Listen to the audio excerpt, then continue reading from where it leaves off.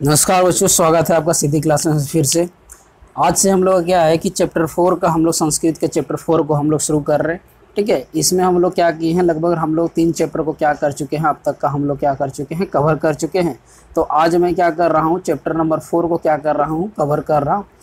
लगातार MCQ हमारे साथ बने रहने के लिए सिद्धि क्लासेस को सब्सक्राइब करें। ठीक है, और आज हमने टारगेट क्या किया है, थोड़ा सा पहले से बढ़ाया है। पहले हम लोग ने टारगेट क्या रखा था 400 प्लस का। तो हम लोग देख रहे हैं कि जैसे जैसे हम लोग का प्रैक्टिस हम लोग का बढ़ते जा रहा है, तो हम लोग क्या कर रहे हैं कि टारगेट को हम लोग क्या करते जा रहे हैं, बढ़ाते चल जा रहे हैं। तो लगातार हमारे साथ बने रहिए। ठीक है, और ज़्यादा समय न लेते हुए हम लोग क्या करते हैं, वीडियो को शुरू करते हैं। तो चला जाए, शुरू किया जाए।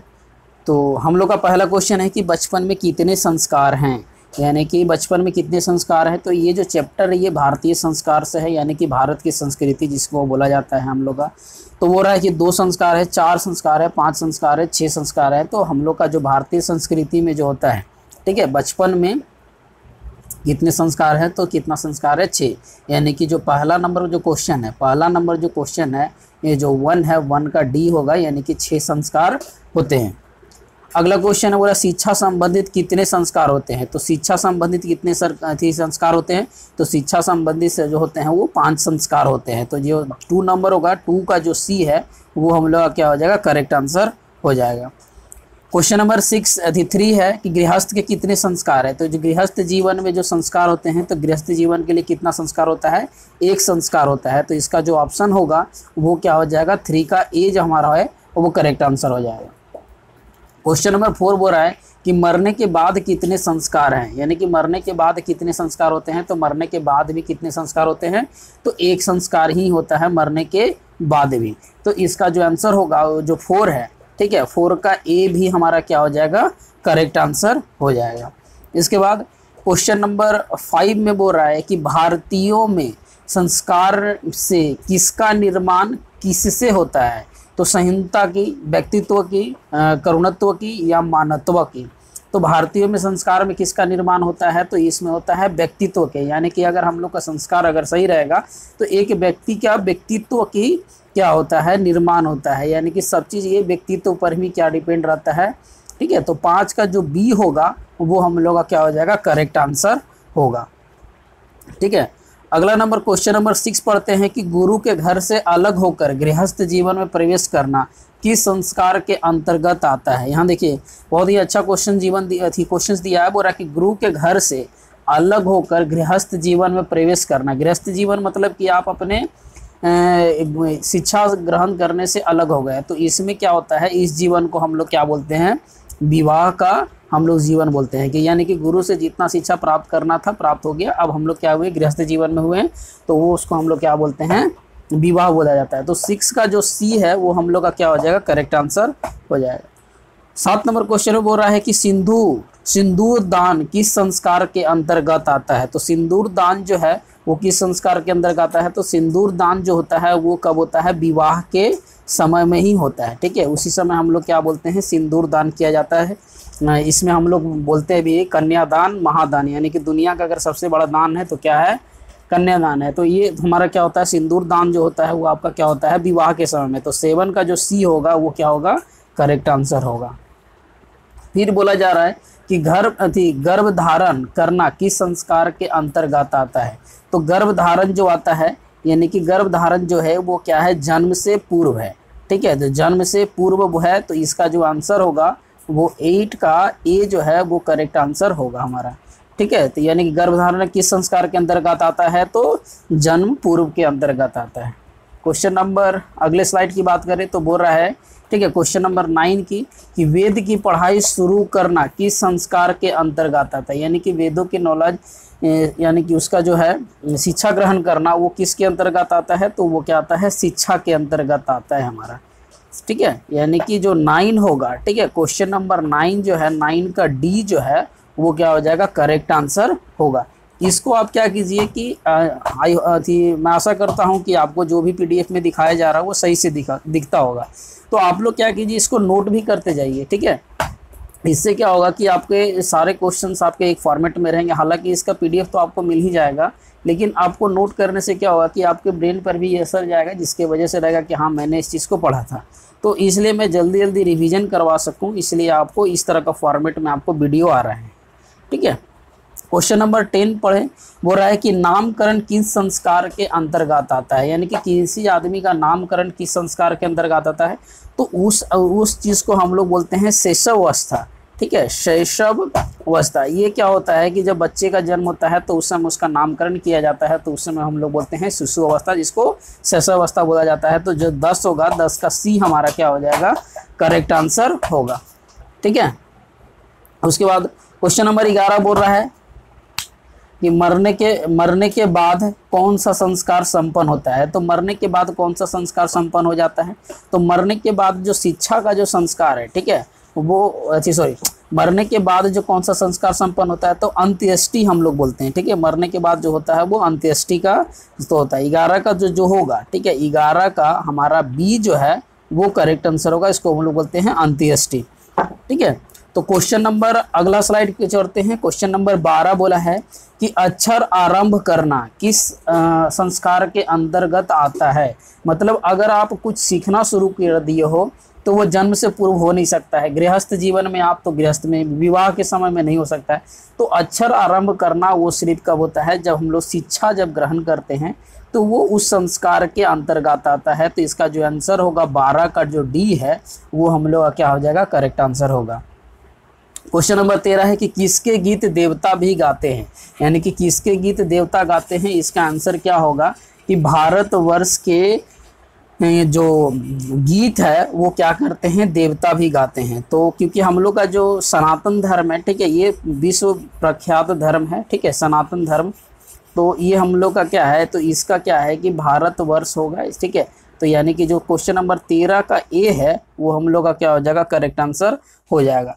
अगले स्लाइड की तरफ चलते हैं। हम लोग का क्वेश्चन नंबर 14 है, बहुत ही मजेदार क्वेश्चन है ये। आपको मैं चैप्टर वाइज करवा रहा हूं ताकि आपको कोई भी दिक्कत ना हो। ठीक है, इसमें भी हम लोग लगभग 30+ क्वेश्चन को कवर करने का कोशिश करेंगे ताकि आपको ज़्यादा से ज़्यादा क्वेश्चन को रिवाइजन किया जाए, ताकि आपको आने वाले सेंटअप एग्जाम और फाइनल एग्जाम में आपको क्या हो जाए, बहुत ज़्यादा मदद मिले। क्वेश्चन नंबर 14 में बोल रहा है कि प्राचीन संस्कृति की पहचान किससे होती है, यानी कि प्राचीन संस्कृति की पहचान किससे होती है। तो देखिए, प्राचीन संस्कृति की जो पहचान होती है वो हमारे किससे होते हैं, संस्कारों से ही होते हैं। ठीक है, संस्कारों, यानी कि संस्कार से ही हम लोग क्या करते हैं, पता लगाते हैं कि आगे इसके अंदर जो व्यवहार है, ठीक है, वो कहाँ से आए हैं। तो प्राचीन चीज़ का बस उसी से पता चलता है।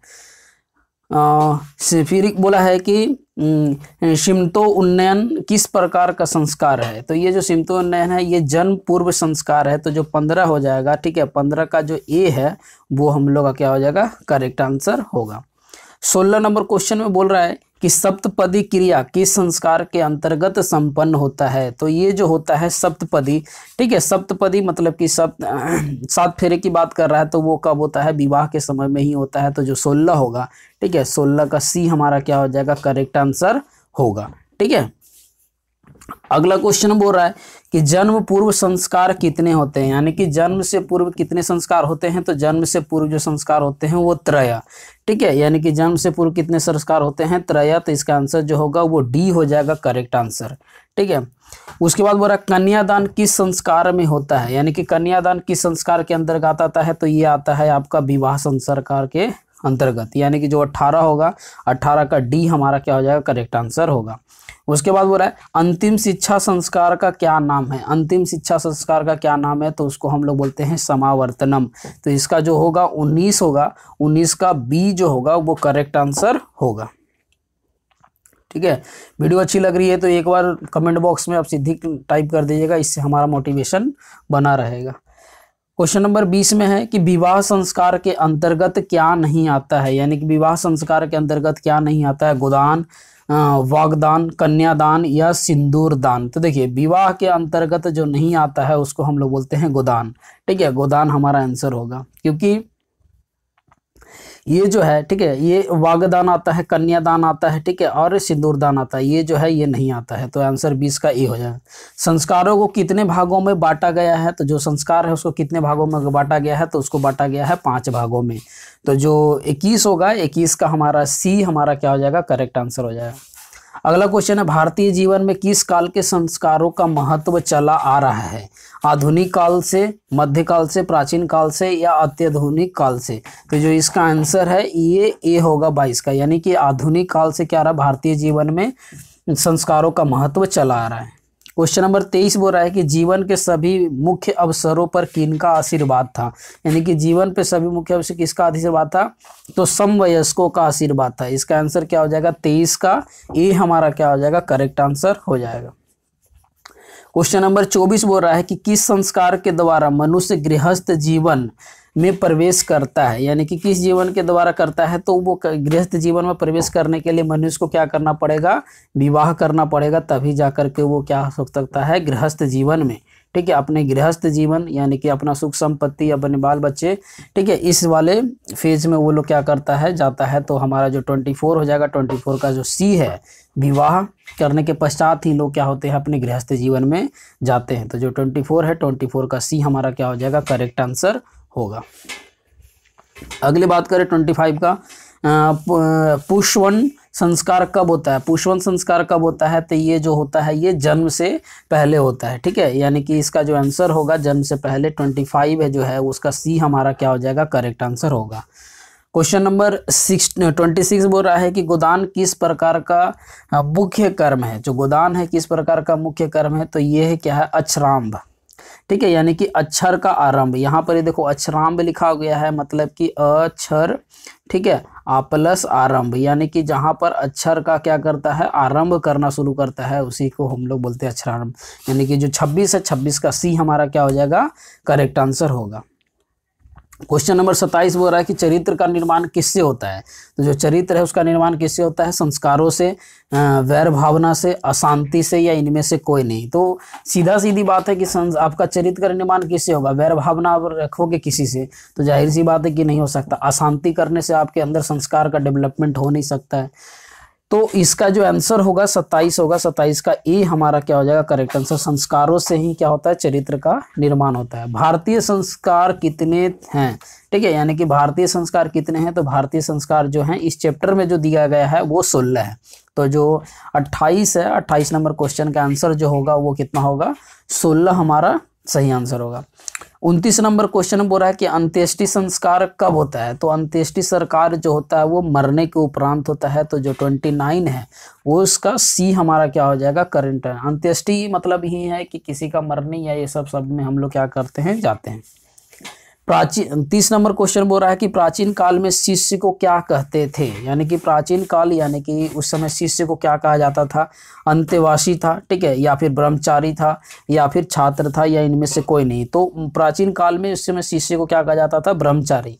मतलब कि जब तक कि वो अपने क्या बोलता है कि शिक्षा ग्रहण कर रहा है उस फेज में वो क्या करेगा? अपने आप को ब्रह्मचारी बना के रखेगा। और विद्यार्थी का 5 गुण में से 1 गुण ब्रह्मचारी भी आता है, ठीक है। आपने सुना होगा बको ध्यानम, कुकुर निंद्रा, ठीक है, ब्रह्मचारी, अल्पाहारी, इस तरह करके 5 हमारे जो शिष्य होते हैं उनके गुण होते हैं, ठीक है। अगला स्लाइड में हम लोग जाते हैं। अगला स्लाइड में क्या है कि वागदान किस संस्कार में होता है? जो वागदान है वो किस संस्कार में होता है? तो बोल रहा है कि उपनयन में, विवाह में, या फिर पुष्पवन में, या निष्क्रमण में। तो जो वागदान होता है वो हमारा किस में होता है? विवाह में। तो जो इसका आंसर है, ठीक है, जो इसका आंसर है क्वेश्चन नंबर 31 का, उसका आंसर क्या हो जाएगा? विवाह, ठीक है, यानी कि 31 का बी हमारा क्या हो जाएगा? Correct answer. शेषावस्था के कितने संस्कार कितने हैं? तो जो शेषावस्था होता है उस समय संस्कार कितने होते हैं? तो शेषावस्था में जो संस्कार होते हैं वो होते हैं 6। तो जो 32 है, ठीक है, 32 का ए हमारा क्या हो जाएगा? करेक्ट आंसर हो जाएगा। लास्ट क्वेश्चन है आज का हमारा, सप्तपदी कर्मकांड किस संस्कार में होता है? सप्तपदी कर्मकांड किस संस्कार में होता है? तो ये क्वेश्चन किस में होता है? ये जो आंसर है, ठीक है, इसका आंसर क्या हो जाएगा? विवाह, यानी कि ये कब होता है? विवाह के अंतर्गत ही होता है। तो जो क्वेश्चन नंबर 33 है, 33 का बी जो होगा वो हमारा क्या हो जाएगा? करेक्ट आंसर होगा। तो ये थे हमारे आज के 33 क्वेश्चन, ठीक है। इसमें 33 क्वेश्चन देखे हम लोग ज़्यादातर, क्योंकि ये संस्कार है भारतीय संस्कृति के बारे में बोला जा रहा है, तो हम लोग ने आज इसको कवर किया। इसके बाद जो हम लोग का अगला चैप्टर है कर्मवीर कथा, ठीक है, गद्य खंड के। इसके बाद हम लोग का आएगा स्वामी दयानंद। तो हम लोग सारे करके क्या करेंगे? एक एक करके हम लोग चैप्टर को जितना भी ऑब्जेक्टिव है संस्कृत वाले के सारे हम लोग क्या करेंगे, कवर करेंगे। तो वीडियो अच्छी लगी तो जल्दी से जल्दी क्या कीजिए, इसको सब्सक्राइब कर दीजिए, हाँ, ताकि दूसरों को भी क्या हो सके, इसका जल्दी से जल्दी आप लोग को रिवीजन कर सके। हम लोग क्या कर रहे हैं, चैप्टर वाइज शुरू कर रहे हैं, इसलिए आपके मैथ्स में भी आपका 8 बजे आपका सुबह में आपका वीडियो आ जाता है, ठीक है। संस्कृत के मैंने डाले हैं, सारे चैप्टर को मैं कवर कर रहा हूँ, ठीक है। तो तब तक के लिए नमस्कार।